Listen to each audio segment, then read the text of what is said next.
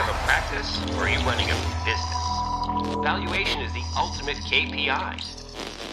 Hey there, welcome to the Modern Financial Advisor Podcast, brought to you by Truelytics, the premier transition management and business optimization platform for the wealth management and insurance industries. My name is Mike Langford, and I'm the host of the Modern Financial Advisor Podcast. And this week I'm flying solo for the first time in a long time, but I'm kind of excited to be rolling solo Myco, if you will, here. The reason why I'm excited is I had one of those, that's interesting moments just the other day as I was flipping through Flipboard, which is kind of where I organize all the news that I bring into my life across a variety of channels and a variety of topics. It's an app for your phone and for your iPad if you're unaware, and you can access it on the web as well. But you can set up all these tiles and kind of curate the different news areas that you're interested in. And of course, I have one for financial advisors and the broader financial services community and wealth management and so forth. And I kind of, just flip through, see if there's anything that's interesting or I think potentially informative, or in this case, I think transformative. But also sometimes that information is something that, if kind of packaged in the right way and shared with you, can actually help you grow your business and be more effective in the things that you're trying to do. And I'm always on the lookout for that type of stuff. So this story that I came across on CNBC kind of highlighted one of the results from a recent survey conducted by CNBC and Acorns. And Acorns is kind of an automated savings app for people. If you're not familiar with it, check it out, acorns.com, I believe, or Acorns in the App Store. And what was really interesting about the article is it led with the headline that said 99% of Americans are not using a financial advisor. And that really took me back. Kind of had to lean back in the seat when I saw that stat. And I'm like, really? Are you sure? 99%?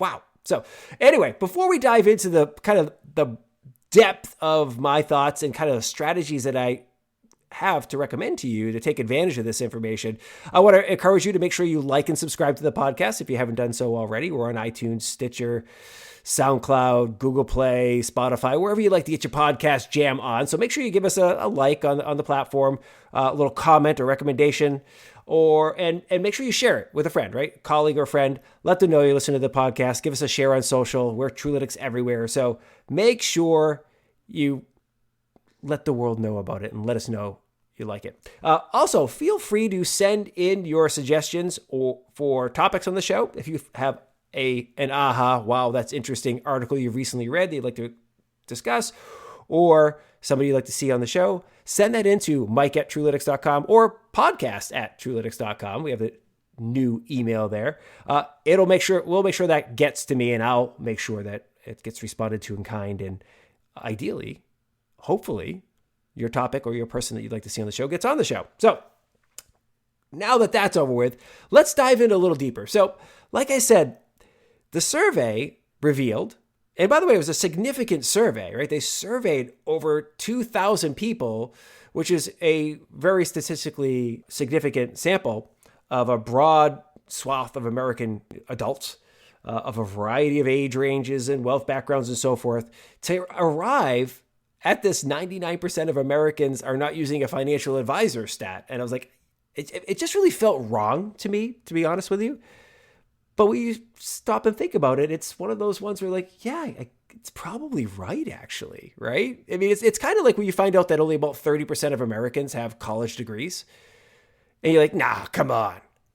There's no way that only 30% of Americans have a college degree. That just doesn't make sense. And then you're like, well, wait a minute. Everybody I know went to college, but I went to college. Just about everyone I know went to college. And by the way, I went to grad school. So a lot of the people I know also went to grad school. So you're kind of I'm in my little bubble here. But then when I go about the day and I see people, that mow lawns for a living and do a variety of other jobs that don't require college degrees, I start to recognize that no, not everybody went to college. It's not like a 80% of Americans have college degrees type of concept. So this number of only 1%, kind of by definition, only 1% of Americans are using a financial advisor is really like, wow. Just wow, right? And what it meant to me was basically everyone you meet as you move about the world on your daily basis, wherever you are in America, just about everyone you come across needs your help. Because we know that 99% of them do not have a financial advisor. That's astounding, right? It's just astounding when you think about it. And it kind of begs the question, like, why don't we just train financial advisors to like, listen, I know it's going to seem odd and it's going to be very uncomfortable at first, but everyone you meet, make sure you work into the conversation that you are a financial advisor, and then ask them if they have a financial advisor that they're working with. And in this case, you might want to work in the fact that I read this article that 99% of people aren't working with a financial advisor, and I still struggle to believe it. I found it kind of astounding. Be interesting to see if you just did that for a couple of months, how many clients you'd end up getting just because you brought the topic up with everyone you met. Anyway, so whether you believe the survey is accurate or not, that kind of doesn't matter, right? I mean, whether you believe it's 1% of Americans have financial advisors or 20%, the reality is the vast majority of people don't. So one of the things that I have always found challenging for advisors and the broader wealth management industry is that there's so much focus on attracting clients who are already wealthy. Frankly, the proverbial 1%, right? Most advisors are hunting for high net worth, ultra high net worth, and the mass affluent. So the 1%ers and the, top 5%ers of our economy, they're looking for those people to bring them into their business. And, it makes sense, right? But the problem is, if somebody is already wealthy, it's probably fairly likely that they already have a financial advisor, which means your marketing is a little more difficult and your sales process is a little more difficult because you're now in the position of trying to pry a client away from another firm. You're trying to get them to look at their situation and go, yeah, I know this advisor has helped get me where I am today. I need to move, right? It's not always easy. Takes a lot more energy to pry somebody away than it is to win somebody who doesn't have an existing. There's less friction. And as you know from this podcast, I'm all about reducing friction. So now, be that as it may, I'm challenged by the fact that we're all chasing these high net worth and ultra high net worth people. It's understandable that advisors focus on clients with a lot of assets because we look at our business model, and for most firms, it's based on AUM, right? So some sort of fee to manage assets is the prevailing business model. And so most of us, right, you included, I would suspect, would like to deal with high net worth clients because it allows you to have a smaller and more manageable client roster and make a lot of money in doing that. But when reading that 99% of Americans aren't working with an advisor, it does beg the question, are you leaving a ton of money on the table for your business? Right? Isn't there a way to make a lot of money by, going after some of these 99%ers? So, one thing that we know for sure, and we discussed this last week, right, in the podcast with Justin Paterno, the Chief Operating Officer from StockTwits and the newly launched trade app brokerage platform. One thing we know for sure is that our business is evolving rapidly. Like, it's really quick, right? We are now at $0 for commissions, as Justin and I talked about at length in the podcast. And that really means, look, if your firm is trying to charge $7.95 per trade, a client's going to bring that up hey, Fidelity's 0, Robinhood 0, Trade App is 0, everybody is 0. Why would I pay a commission? And we see it in the asset management side as well. Fees have been dropping, right? Expense ratios have been dropping for years and years and years, especially as a lot of people are moving towards index funds, right? Passive investment vehicles. And Fidelity, as another example, they have a few index funds that are zero, like zero expense ratio. How do you compete with zero, right? And so we know that fees are continuing to go down. I've written about it in the past over on the StockFits blog, Truelytics blog. I wrote about pricing compression and some of the things you can do about it, and I'll cover those briefly here. But it means that you're probably going to have to expand your service offerings and find other ways to serve more clients more efficiently and at a lower price. That's just the reality. But the good thing is technology is leading the way to support your ability to cast a wider net, right? And serve the 99% out there versus only trying to focus on that top 1%. So it's not like your job is about to get extremely hard because, oh crap, now I got to go get a whole bunch of smaller clients to succeed who want to pay a lower fee. It's like, no. You can serve more clients, get a little less selective about the assets that they bring with them, and you can serve them more efficiently, right? It's like less effort, but with more clients, and each client maybe having smaller dollars. You can serve them more efficiently because of technology. So in the accompanying article with the survey results, it kind of backs this up. It mentions that, look, many people aren't even fully aware of the breadth of services that advisors provide. Most of them think that advisors are only there to manage investments. And if a person in that 99% that aren't using an advisor thinks to themselves and like, hey, I don't have a lot of money to manage yet, but I do have some financial challenges, and all they're doing is try to figure it out themselves or relying on friends and family to give them the answers, they're in a bad spot, right? Because they do need a financial advisor to give them good, solid, trusted guidance. They could use you for things like getting solid advice for basic financial planning. They could use your help on managing debt, right? What to pay down first, how to refinance, right? How to ever see a bright future if they've got a ton of student loan debt, right? Making the right choices on their employer-sponsored retirement plan. Like I always make a point of talking to advisors about this, that your sales cycle is often long because many of the people you meet, if you're only based on AUM, many of the people you meet, they're not in the market to be your client right now because they don't have any assets to manage for you because most of their wealth outside of their home and is tied up in an employer-sponsored plan, their 401k.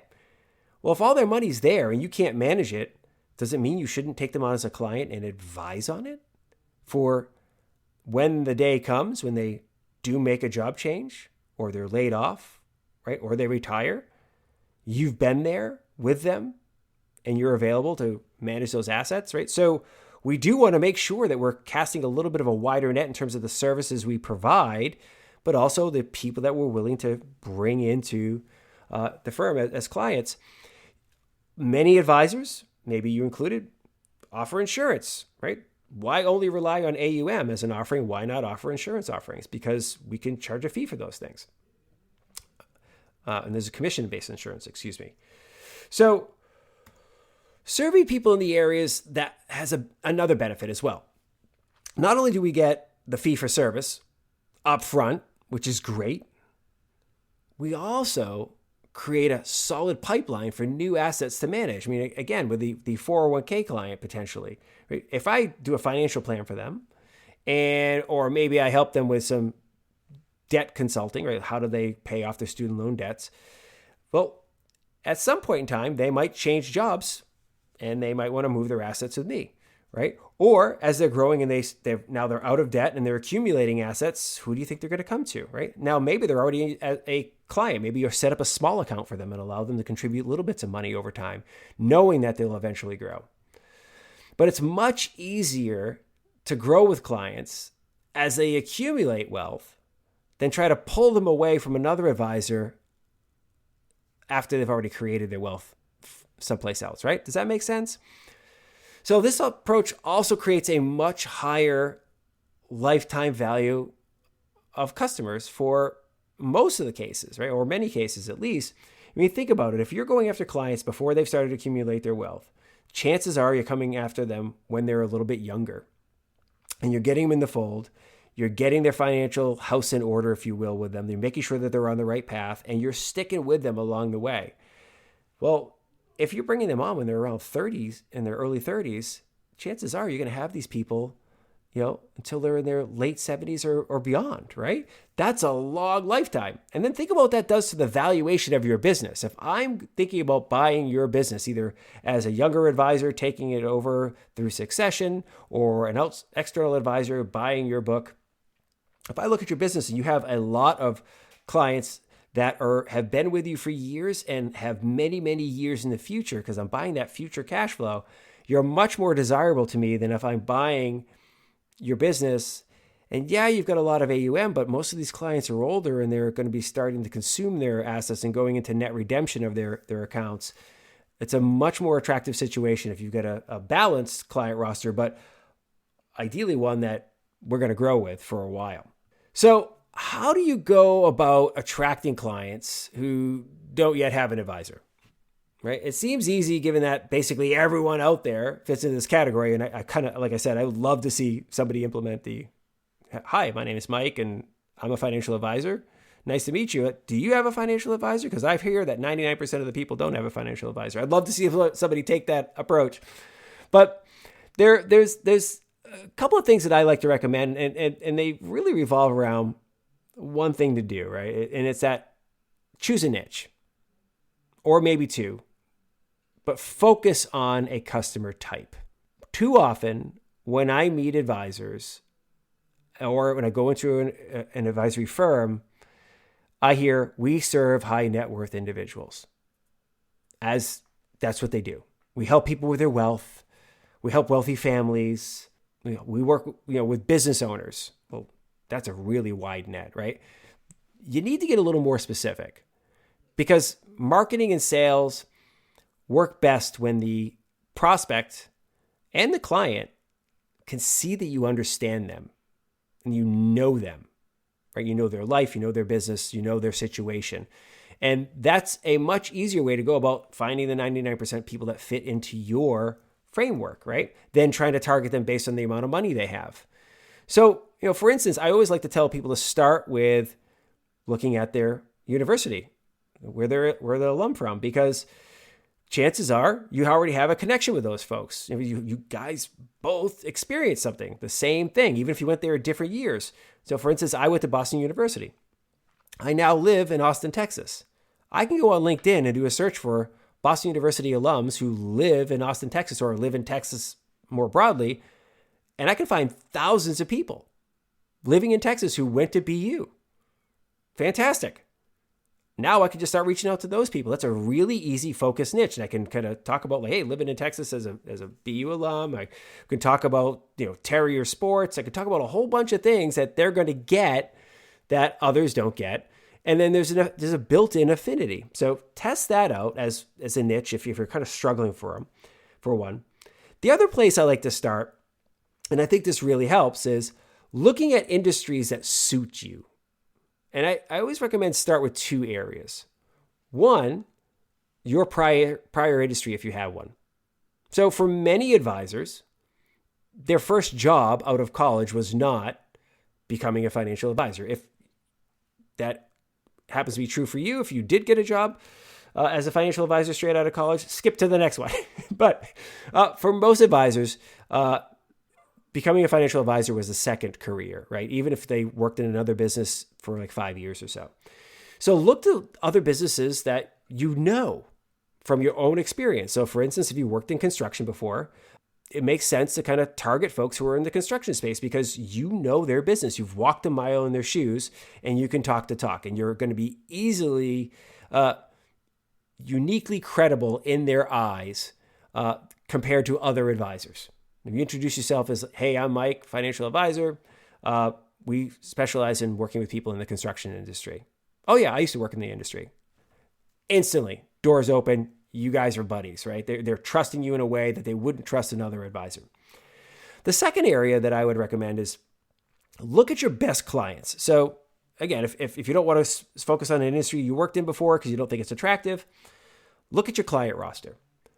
Find your best clients, the ones you're like, hey man, if I had 100 more clients just like Joe over here and his wife Sue, oh, life would be great.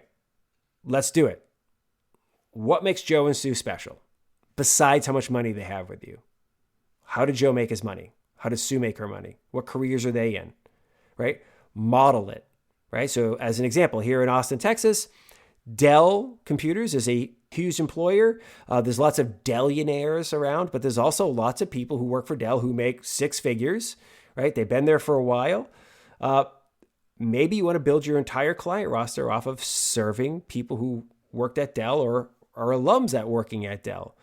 Couple of things you know about the Dell experience, you know about their 401k plan and deferred comp offerings, you know about their health insurance offerings, you know a lot about the financial structure of a Dell employee. And then you can know a lot about an ex-Dell employee, right? The Dell alums, if you will. So focus on your best clients and see if there's some commonality there and explore it, right? See if you can make that your niche. And by the way, if you already have a client who's a Dell employee, as an example, you can tell them, I'm going to start serving people who are Dell employees, people who look like you, Joe. Would you help me find other people who look like you? Like, who do you work with that I should talk to, type of thing? Like, you could actually start building a referral network in that niche. It gets a lot easier. So you can go deeper by doing some research within the segments as well. Obviously, like for instance, construction. Some parts of construction, there's a much higher likelihood that somebody's going to have a high income than other segments of construction, right? So an example, a custom home builder or a kitchen specialist who designs those really nice kitchens and installs them, they're probably going to be making a lot more money than the average guy who's just swinging a hammer as a day laborer, of course, right? Or maybe a subcontractor who comes in and it does whatever needs doing, right? So you want to look at your niche and find out, okay, what are the pockets in here? Get to know the space really, really well.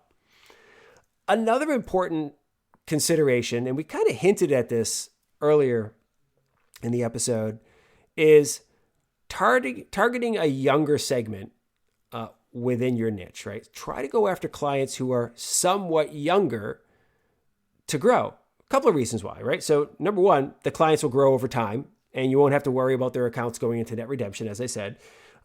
So you're going to have them growing with you. Number two, based on what I know, like younger clients are less maintenance heavy, right? Because look, they don't have a lot of money, but they want to make sure they have somebody to call. They want to make sure that they have somebody to talk to. They want to make sure somebody's got them on a financial plan, is helping them manage their debt, all those types of things. But they're also much more receptive to simple digital check-ins, right? So they're not going to require the quarterly sit-down meeting in your office. In fact, they may hate it, right? So working with a younger clientele, you're going to be able to do things like, hey, listen, you want to do a quick little video conference or a quick little chat here, go over some things, or I'm going to send you your report over, your quarterly report. I got a couple of things I want to highlight. I'm going to go ahead and do that. Do you want to do it live or do you want me to record it for you? Like, wow, nice and easy, right? So they're going to be much more receptive to those types of things.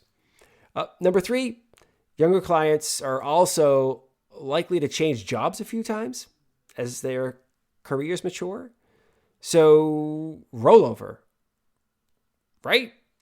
You're likely going to see them rolling over assets a few different times as they grow in their career, right? So that means more assets for you to manage versus somebody who's more mature in their career. If you're bringing them on, they might be like, hey, listen, I'm not changing jobs again until I retire. Well, now all that 401k money is kind of locked up, right? So looking at younger clients can actually create a little momentum of money faster for you. You'll also likely to be there for like major life changes as well, right? So think about if you bring on a young client, you may be with them when they get married and kind of double the size of the account by their spouse joining you. When they have children, they start thinking about college planning. Unfortunately, there's some negatives too, but you might be there for those, right? Divorce, deaths in the family, right? Older parents who start to need assisted living and so forth. You can be there to advise on those types of things. So there's a lot of life experience and life events that you'll be there for if you're coming in earlier on in that client's life. Lastly, as a bonus, getting clients early in their financial lives means there's less history of bad decisions to undo, right? So, you don't have to undo somebody else's mess. I always talk about that. Like when you come into a new client, like if that client's been around the block with another financial advisor or been doing it themselves for like 20 years, right? There's a lot of, oh my goodness, I have to, go in there and clean a whole bunch of stuff up. So it's always more desirable to get somebody who's a little fresh, if you will, even though they may have less assets to manage at the beginning. So that's kind of my general thoughts on what the story means. I mean, or what the study means, excuse me. It really is hopefully an inspiration to consider looking at the world of prospects differently. It's not a finite universe as you may think it is. There's a lot more out there for you. Does it mean that you need to abandon a pursuit of high net worth clients? Of course not, right? It simply means there's a ton of opportunity that's being completely overlooked by many of your competitors. And if you approach things correctly, you can build a big business targeting this 99%. The one thing you're going to really want to do is make sure you focus on your efficiencies, right? Make sure you develop techniques that make it easy for you to attract and communicate and convert people into clients, right? So go back a couple episodes in which I had Shanna Tingham on the show, and we talked about how she's using a digital input form, if you will, on her website to kind of qualify clients and have them book a meeting with her. And they convert at an extremely high rate because people are getting comfortable using digital to do that, but also it allows her to avoid wasting time. So she's becoming really efficient. They've already submitted a whole bunch of really relevant financial information to her. They've qualified themselves before they ever walk in the door. So she's not wasting time having meetings with people that are going to be a bust, right? And by the way, once these people have already filled out that form, they're already kind of made their mind up. Like they've already gone through the sales process themselves. They've already kind of pre-sold themselves by filling out this information and booking a meeting with her. So embracing technology has allowed her to greatly accelerate the growth of her business. And I think it'll do the same for you. So, and again, taking a look at her business, she's also focused on, some niches there with women in certain areas. So, and family matters. So really, really interesting stuff. I was, like I said, just taken aback and like inspired by the article. I was like, let's talk about this.